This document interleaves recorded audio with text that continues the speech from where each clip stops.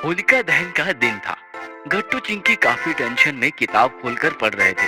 ये चैप्टर 3 बार पढ़कर भी समझ में नहीं आ रहा। मैं भी बस पढ़ने पलट रहा हूँ, समझ तो कुछ नहीं आ रहा। तभी मम्मी आई और बच्चों से कहने लगी, बच्चों, आज त्योहार है, बहुत सारा खाना बनाना है, जरा किचन में आकर मेरी मदद करो। ये सुनकर गट्टू चिंकी नाराज हो गए। क्या मम्मी, दिख नहीं रहा हम पढ़ाई कर रहे हैं। परसों एग्जाम है, हमें टेंशन है, पढ़ने दो ना। ये सुनकर बेचारी मम्मी निकल गई और गट्टू चिंकी फिर से पन्ने पलटते रहे। रात हो गई, अंधेरा छा गया और मम्मी फिर से बच्चों के कमरे में आई। चलो बच्चों, हमें होलिका दहन के लिए नीचे जाना है। ये सुनकर गट्टू गुस्सा हो गया। आप जाओ, हमें नहीं आना, हमें चैप्टर क्लियर करने हैं। ये सुनकर मम्मी भी गुस्सा हो गई। क्या नखरे हैं तुम दोनों के? त्योहार का दिन है, खुशी का माहौल है और तुम मुंह फुलाकर बैठे हो। मेरा माथा न ठनकाओ, चुपचाप नीचे आओ। यह सुनकर गट्टू चिंकी रोने लगे। तभी दादी का आगमन हुआ। क्या हुआ बहू, क्यों डांट रही हो बच्चों को? देखिए न मम्मी जी, पूरे लॉकडाउन में एक बार भी किताब नहीं खोली, मस्ती करते रहे। अब एग्जाम क्या सिर पर आई, नखरे करने लगे, नीचे आने से मना कर रहे हैं। दादी बच्चों के पास गई तो बच्चे दादी से बिलक कर रोने लगे। दादी, हम क्या करें, हमें एक भी चैप्टर समझ नहीं आ रहा। हम मानते हैं हमने पूरे साल बस मस्ती की, लेकिन अब एग्जाम पीरियड है, अब पढ़ाई नहीं करेंगे तो फेल हो जाएंगे। ये बात सुनकर दादी मुस्कुराई। बेटा, तुम दोनों डर गए हो, तुम्हारा माइंड डिस्टर्ब है, इसीलिए कोई भी चैप्टर तुम्हारे पल्ले नहीं पड़ा। सच्ची निष्ठा और धैर्य से मुश्किल का सामना करोगे तो सब कुछ आसान हो जाएगा। बहू, दहन की तैयारी करो, बच्चों को मैं लाती हूँ। यह सुनकर मम्मी वहाँ से चली गई। गट्टू चिंकी, कहानी सुनोगे?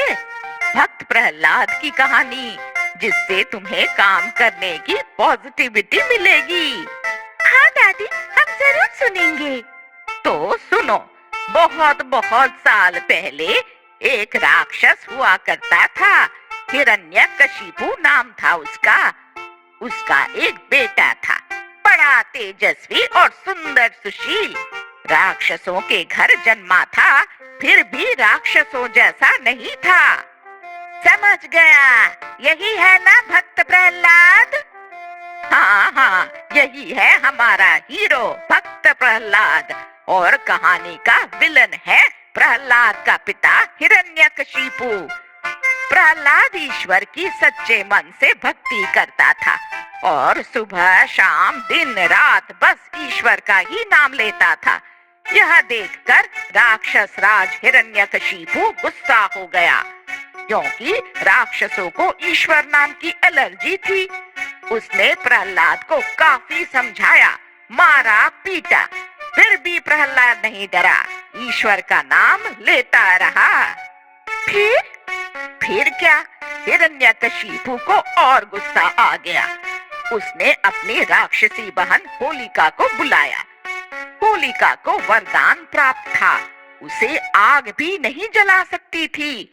हिरण्यकशिपु ने होलिका से कहा, प्रहलाद को गोद में बिठाकर जलती चिता पर बैठो, आग में जलेगा तभी उसकी अकल ठिकाने आएगा। फिर क्या, होलिका प्रहलाद को गोद में लेकर लकड़ियों में बैठ गई। लकड़ियों को आग लगाई गई और देखते देखते चिता भड़क गई, लेकिन भक्त प्रहलाद फिर भी नहीं डरा। जलती आग में आंखें मूंद कर, हाथ जोड़कर ईश्वर का स्मरण करता रहा और कमाल हो गया।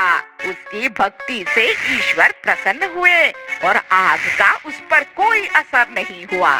लेकिन राक्षसी होलिका वो जोर जोर से चीखने चिल्लाने लगी और देखते देखते आग में भस्म हो गई। देखो बच्चों, भक्त प्रहलाद जैसे छोटे बच्चे ने सच्ची निष्ठा और धैर्य से ईश्वर की आराधना की और ईश्वर को भी उसकी मदद करने आना पड़ा। इस कहानी से तुम्हें क्या सीख मिली? संकट कितना भी बड़ा क्यों न हो, बिना डरे धैर्य से उसका मुकाबला किया जाए और निष्ठा के साथ अपना काम किया जाए